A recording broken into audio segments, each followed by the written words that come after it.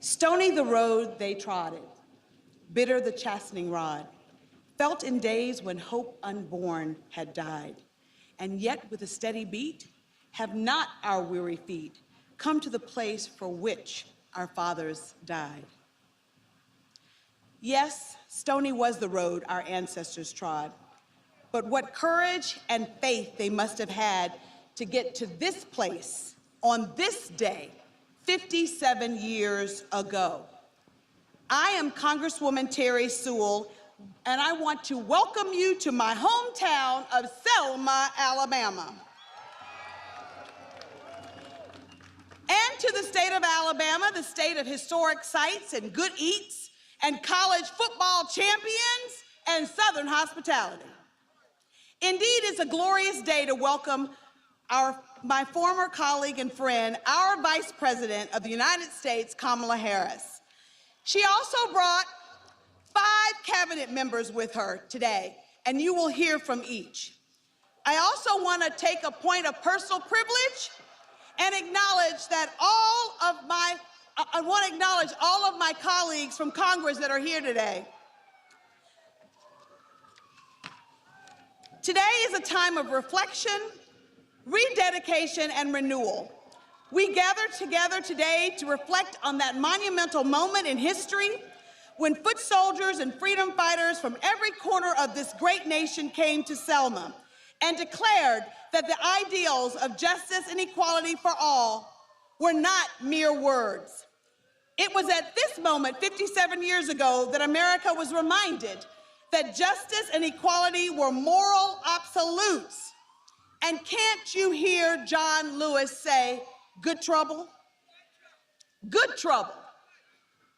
Though every commemoration is special, this year it feels undeniably different without our beloved colleague, friend, mentor, and my friend, Congressman John Lewis. And yet we must find comfort in knowing that his spirit and great works live on in us, and his legacy will endure through generations. The seed that was sowed 57 years ago gave rise to the election of President Barack Obama and Vice President Kamala Harris and the nomination of Ketanji Brown Jackson.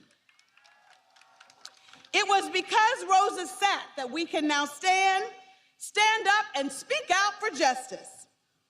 It was because of John Lewis and the freedom fighters dared to march across the Edmund Pettus Bridge that I, as a little girl growing up in Selma, Alabama, could one day dream of representing this great city in Congress.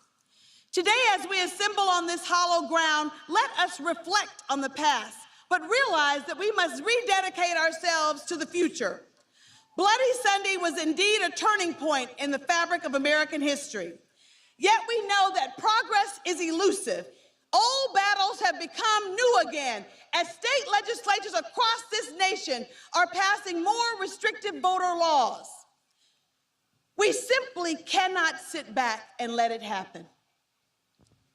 Recently, we felt a big defeat when the bill that I authored, the John Robert Lewis Voting Rights Advancement Act, did not pass the Senate. We must not give up, because we understand that the price of freedom is not free and that it was bought and paid for by the blood and tears of others. We must not give up hope or faith in our conviction. We may face roadblocks in our quest for voter empowerment, but it is not the end of the road. Our foremothers and forefathers taught us that. Let us be renewed by the courage and unwavering faith of foot soldiers that marched 57 years ago. Truly, the road that our ancestors trotted was stony. But today, as we march hand in hand, let us truly sing a song full of the faith that the dark past has taught us. Let us sing a song full of hope that the present has brought us. And as we face the rising sun of our new day begun, let us truly commit to marching on until victory is won.